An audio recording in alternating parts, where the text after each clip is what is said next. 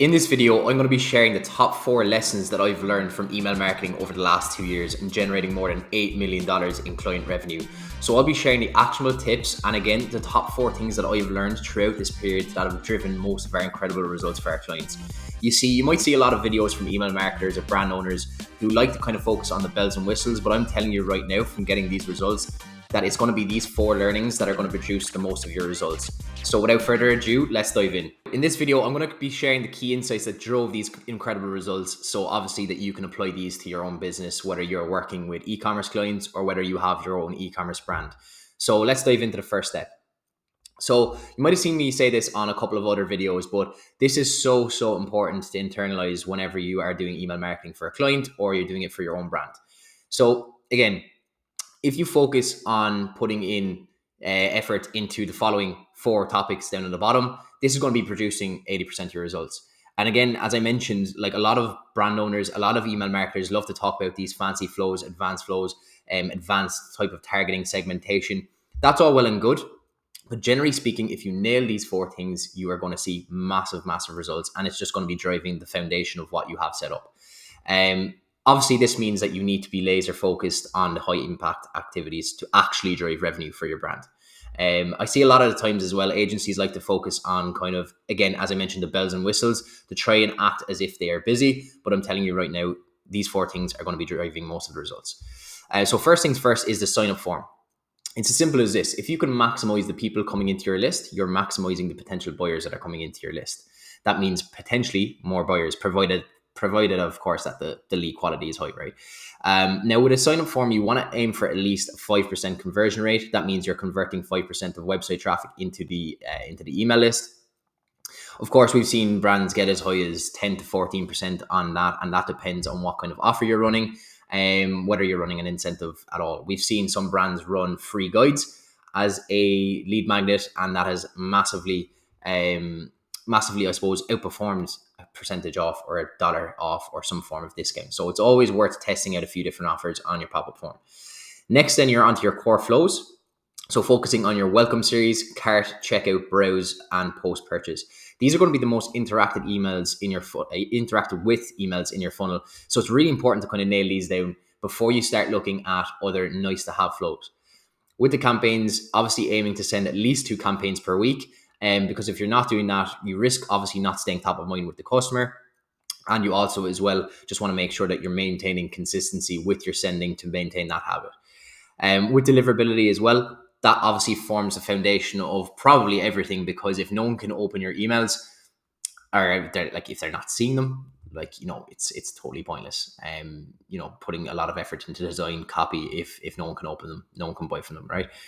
So on to the next part. The biggest mistake I've seen brands make, especially bigger brands, is not sending enough because they think that they might be spamming their audience.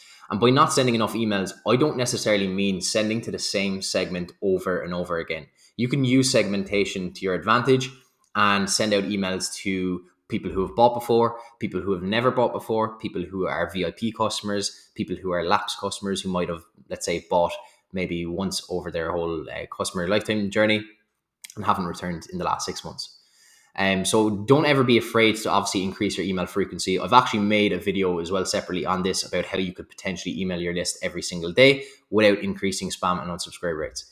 Obviously, of course, you want to make sure that you're providing genuine value to your customers. You're not always spamming them with discounts. Provide them with useful content, how-to guides, myth-busting tips, or not even tips, but myth-busting emails. And obviously by striking a balance between the frequency and value, you can significantly boost your email revenue. So obviously you have a brand A and brand B here, and have a guess what brand is probably going to be driving more revenue and who is staying more top of mind with their customers. Next, we're on to the lowest hanging fruit out of anything. And I'm always relaying this to my team that the lowest hanging fruit in your entire email marketing strategy is that sign-up form. Again, as I mentioned a while ago, if you can increase the amount of people coming into your list, you can increase the amount of potential buyers. So more leads most of the time equals more sales. It's more traffic through your welcome series, and your welcome series is going to be the most interacted with flow out of anything else, especially that first email. So obviously you want to test out some offer incentives, offering your website visitors a valuable incentive, such as a discount, free guide in exchange for their email address. You can also offer do things like what Magic Spoon have done here, where you can do some competitions. I've seen this work really, really well for clients in the past as well. Making sure that your pop-up form is designed for conversions. What I've seen particularly on Klaviyo when I'm auditing accounts is some brands may set up multiple rules on their pop-up form. In other words, they might want it to display after, let's say, 5 seconds, and they want it to display after a 60% page scroll as well. The problem there is that that means that a customer will have to do both of those actions in order for the pop-up form to actually appear. So make sure that your settings are set up correctly if you're using Klaviyo or SendLane or whatever you're using, and just make sure that the settings are optimized for actually showing the pop-up form to a customer who's coming to the website. Obviously, just design them with clear, eye-catching call to actions. Make sure that that pops out a lot, as you can see in this pop-up form here. And of course, test and iterate. This should be the most frequently tested element of your email marketing strategy, because again, as I mentioned, if you can increase that amount of people coming into your list, it's going to make life so much easier. This is especially true as well if you sell a higher ticket product, because you just want more eyeballs and more, I suppose, shots on goal at converting a customer. And next, we have deliverability. So as I mentioned, if your emails are not reaching the inbox, it does not matter. It simply doesn't matter, because like you can have the best copy, design, whatever it is in the world, the best offer, doesn't matter one bit if no one sees them. So you can break deliverability down into two separate practices, right? You have the technical practices, which we'll cover first, and you have behavioral practices. So the technical practices kind of pertain to having a dedicated sending domain set up, or else it's called now a branded sending domain. Make sure that you have DMARC records set up for the domain. This is not done in your ESP like Klaviyo or SendLane. This is done in your domain host. So if you are on GoDaddy, you'll need to add in some DMARC records in there.